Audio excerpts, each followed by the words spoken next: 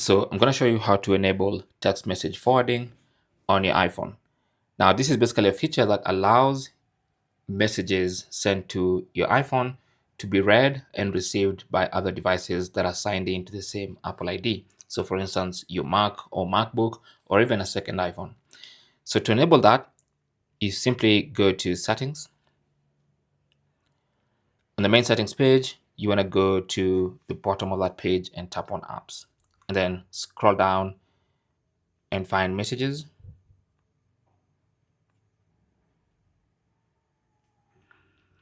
Under Messages, if you scroll down and you have iMessage enabled, you should see text message forwarding.